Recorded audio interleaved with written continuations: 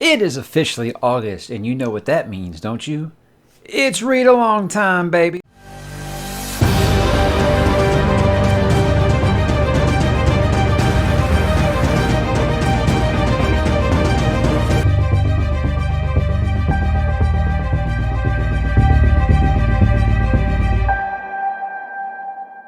Hey, what's up, bookworms? Mike back with another weekly update. This time we are in August, and that means, yes, it is time for the channel read along. And we're starting this month with Traitor's Blade by Sebastian de Castell. The read along dates and everything are all on that video I talked about. It's not very complicated, guys. You got 1 month per book. You can buy the whole series on Amazon digital for like 14 bucks right now.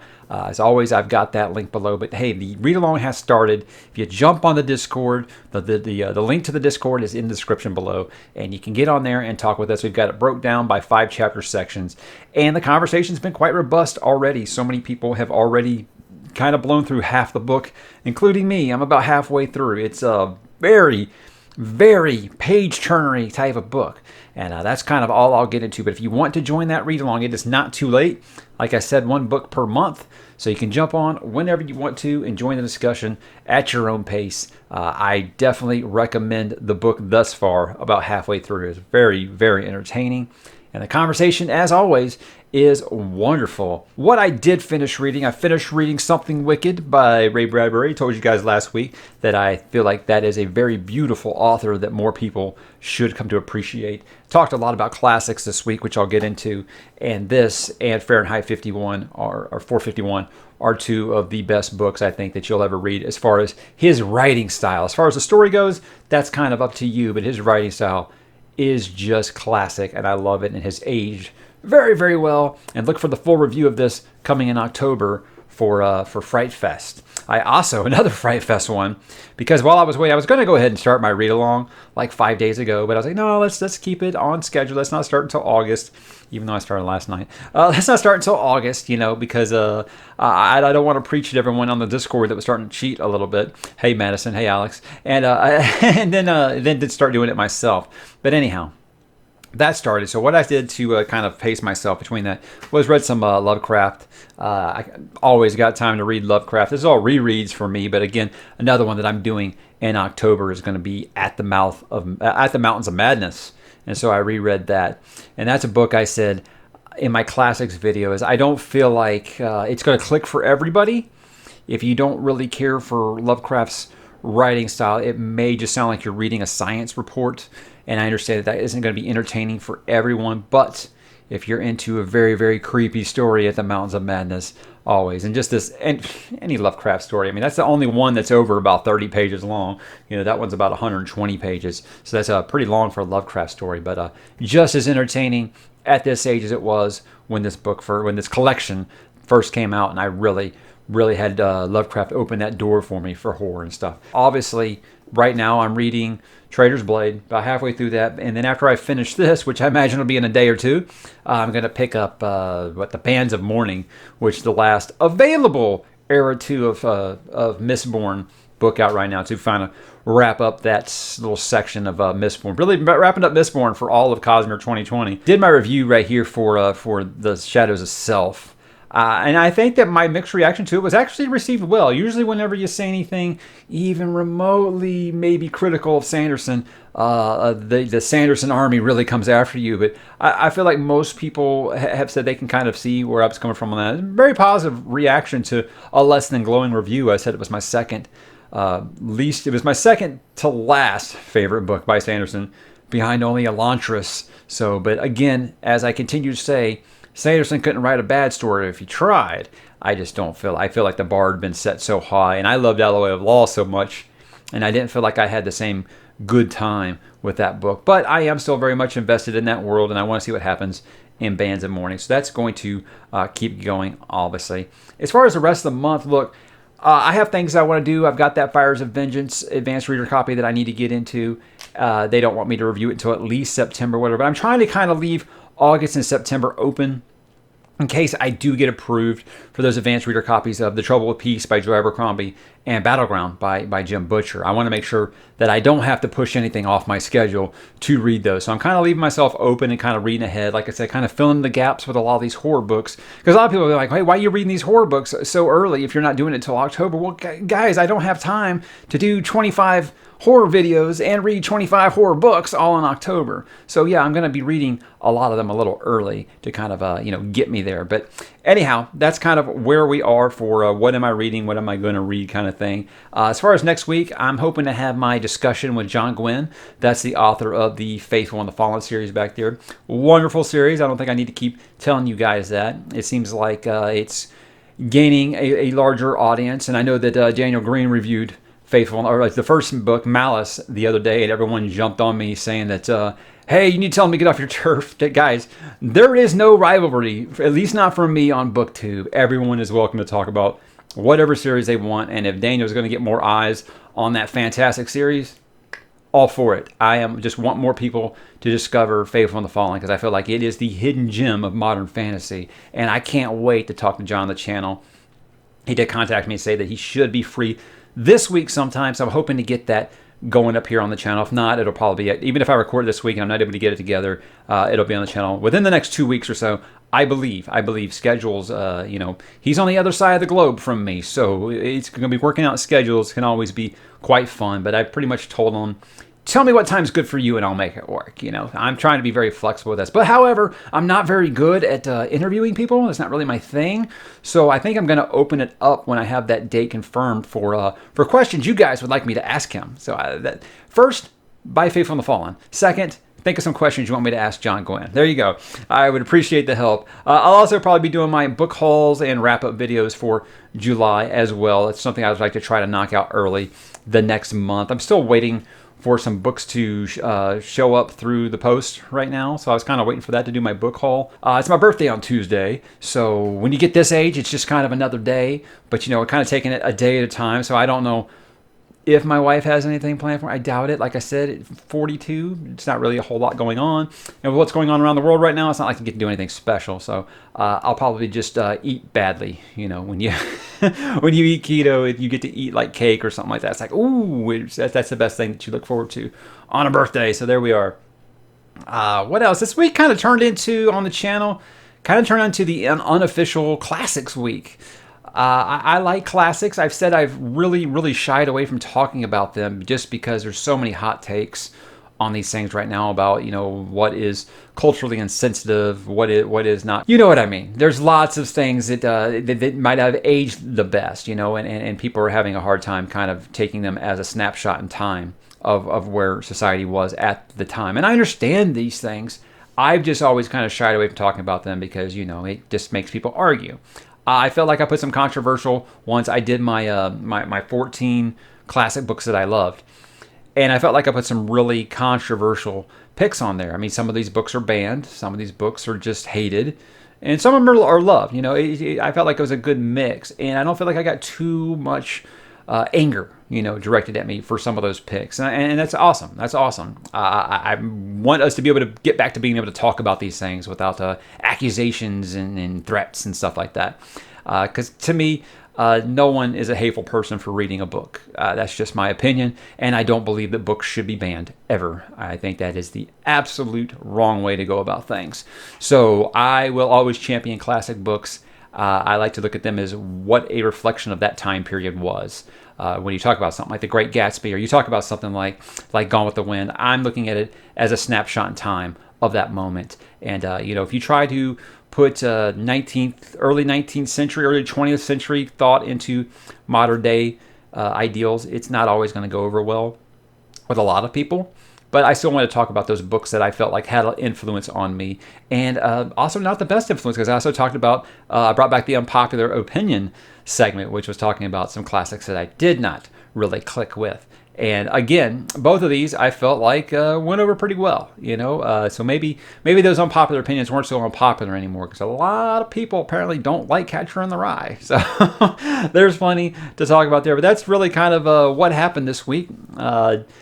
really just planned on doing the unpopular opinion one, and then I was like, you know what? There's so many classics that I really, really enjoy that I want to talk about. So I just figured, why not? Let's just knock that out in a week.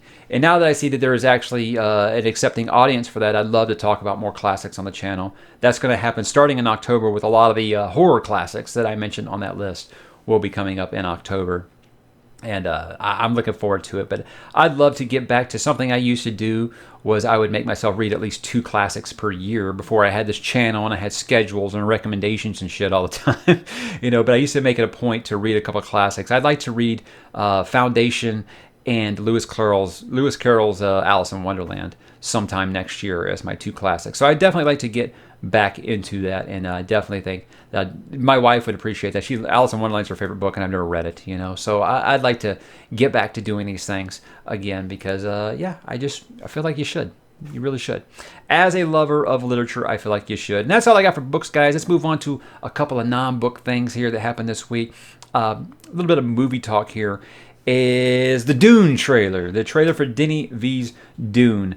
It is coming out on August the 12th for a re-release of Inception at movie theaters. They're not putting out new movies. They keep delaying all these movies, so they're putting out old movies, but they're going to be debuting trailers with them. And Legendary has said that trailer is not being released online. It is only in the cinemas when no one's going to cinemas right now. So I hate that my first look at Denis' vision for Dune is going to be a camera recording from someone's iPhone. But, this is what I feel like they brought us to. That really sucks because I love Dune. I'm not risking going out on this just to see a trailer, So I said I would put on the hazmat suit and risk it all to go in December and see the movie if this is all still going on then, or if that movie doesn't get delayed. Because I am a Dune fanatic. Again, if you watch that classics video, people all the time that talk about, why don't you ever talk about Dune very much on the channel? And you want me to talk about Dune? I talk about it for a good 5-6 minutes at the end of that classics video about why I love that book. And so obviously I'm very excited about this movie. A lot of Dune references in pop culture lately. Like me and my wife have been playing Borderlands 3, and I got this fancy shotgun that's called the Mind Killer. And the thing it says, I must not fear, fear is the Mind Killer. Really cool reference. And then also we were watching Umbrella Academy, which I'll talk about in a minute. And they make a reference to Dune in that as well, and Stephen King. Really cool. But Dune is just one of those things that I feel like it still just continues. Its legacy just continues to live on, even if it's just people reading it and being confused, and being like, why is this so popular? Again, those are things I talked about there. But as far as this trailer goes, I really hope that they backtrack on this and they do release it, in high quality for us all to see that aren't going. Because you can't tell everybody, oh, we encourage you to wear a mask and not go out right now. But you can only see this trailer if you go out right now. I think that's a really, really dumb idea. And I think that the feedback on that, they'll probably backtrack and release it online. But anyways, one way or the other, be it very, very clear or very, very foggy and fuzzy and not the best quality, we're going to get our first look at Dune here in a couple weeks. And yes, I will break the hell down out of that sucker because that's my jam. TV talk, I just kind of teased myself here and said that it was Umbrella Academy. Umbrella Academy Season 2 dropped on Friday. We watched the first 6 episodes. We'll probably finish it tonight. It's only 10. Sounds weird to say only 10.